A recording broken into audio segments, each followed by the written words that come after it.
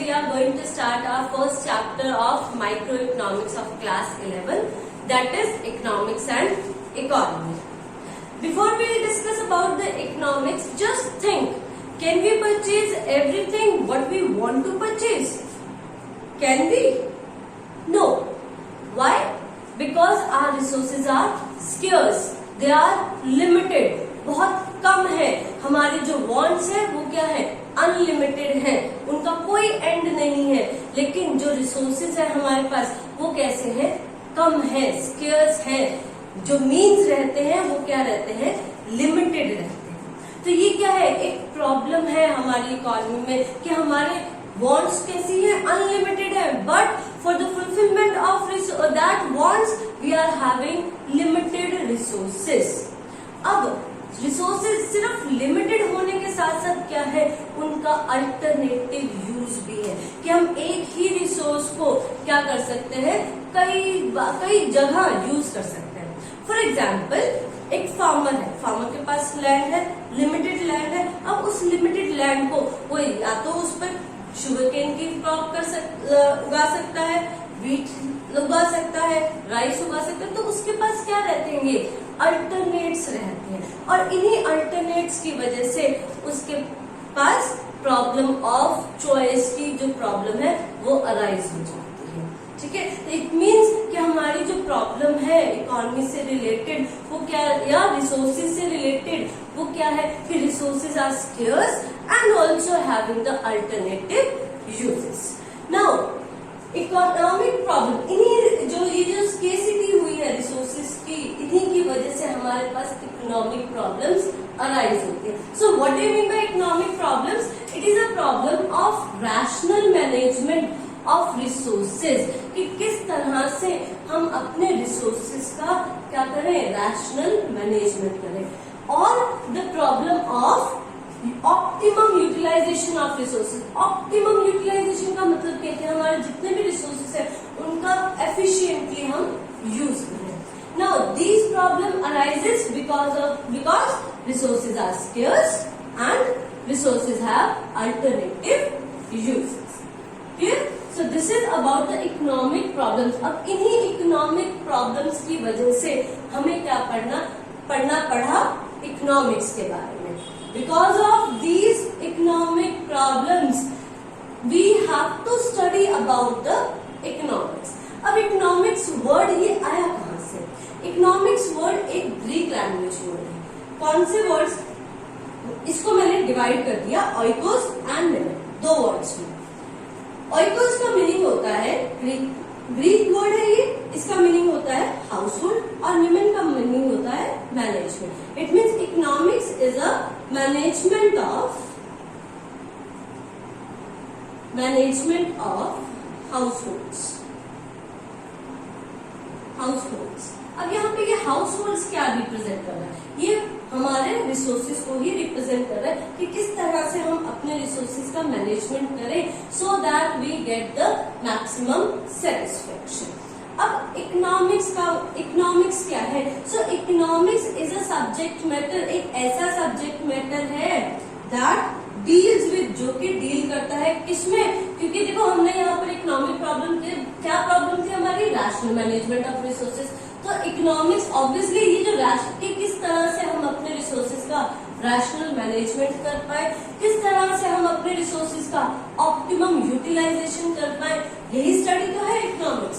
Now see, economics is a subject matter that deals with the rational management of limited resources. कि हमारे जो resources है कैसे है? लिमिटेड है. तो उन limited resources को किस तरह से हम rationally manage कर सके in such a manner that individual can have maximum or maximize his satisfaction. कि एक individual उससे अपनी सेटिस्फेक्शन को मैक्सिमम कर सके. और अगर हम सोसाइटी की बात करें तो सोसाइटी के अंदर क्या हो? मैक्सिमम हो सके क्या? Social welfare. So this is the meaning of economics. Now economics divided into two parts, that is micro economics and macro economics. Now what do you mean by micro economics? Micro का word का meaning क्या है? यहाँ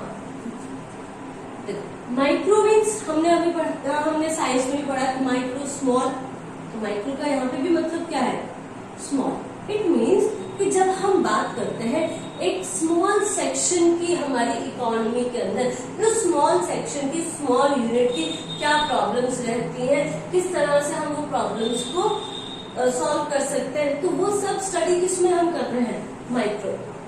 Whereas macroeconomics, macro means just opposite है micro का।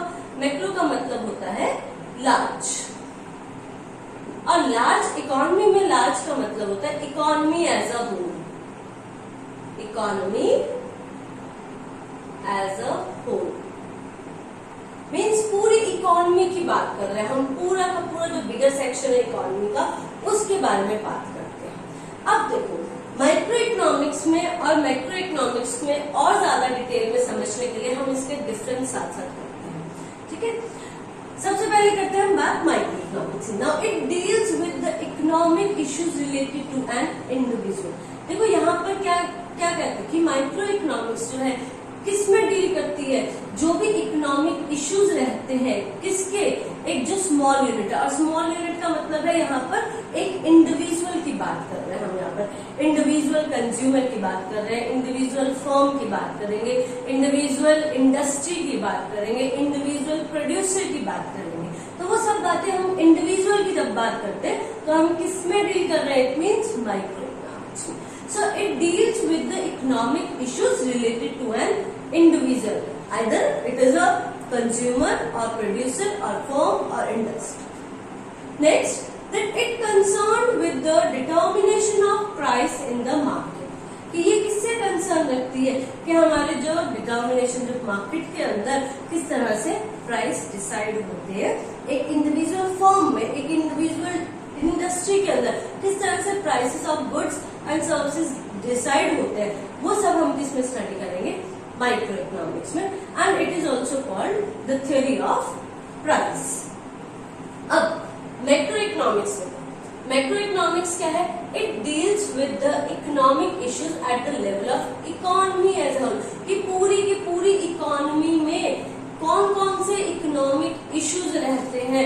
जब हम पूरी इकोनॉमी की बात करते हैं, यानी कि हम जितने भी इकोनॉमी में हमारे कंज्यूमर्स हैं, जितने भी प्रोड्यूसर्स हैं, जितने भी इंडस्ट्रीज हैं, फर्म्स हैं, उन सबको हम एक ही मान के चलते हैं और उन सब की बात करते हैं। माइक्रो में हमने बात की सिर्फ एक इंडिविजुअल कंज्यूमर की, जबकि मैक्रो में हम बात करेंगे जितने भी हमारे कंज्यूमर्स हैं इकोनॉमी में उन सब की। माइक्रो में हम बात करेंगे एक इंडिविजुअल कंज्यूमर की डिमांड की, एक इंडिविजुअल प्रोड्यूसर के सप्लाई की, जबकि मैक्रो में हम बात करेंगे कि जितने इकोनॉमी में कंज्यूमर्स हैं उन सब की डिमांड के बारे में, उन जितने भी प्रोड्यूसर्स हैं उन सब, वो सब कितना आउटपुट जनरेट कर रहे हैं, कितनी सप्लाई आ रही है। इसी को हम कहते हैं, जब हम टोटल सभी कंज्यूमर्स की डिमांड की बात करते हैं, उसको हम मैक्रो में वर्ड दिया हुआ है हमने एग्रीगेट डिमांड। एग्रीगेट डिमांड का मतलब है कि सारे के सारे जितने भी कंज्यूमर्स हैं उन सब की डिमांड का कॉम्बिनेशन। इसी तरह से सप्लाई को क्या दिया हुआ है, जितना भी आउटपुट जनरेट होता है उसको बोलते हैं हम aggregate supply. So macro economics it deals with the economic issues at the level of economy as a whole.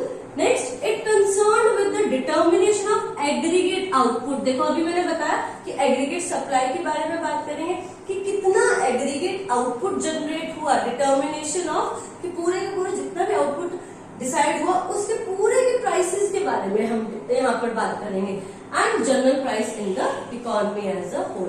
And also this is called the theory of income and employment. अब देखो micro economics में principal components कौन से रहेंगे। Principal components का मतलब है यहाँ पर कि हम क्या क्या स्टडी करेंगे। यहाँ पर हम स्टडी करेंगे थ्योरी ऑफ, और you can say the behaviour of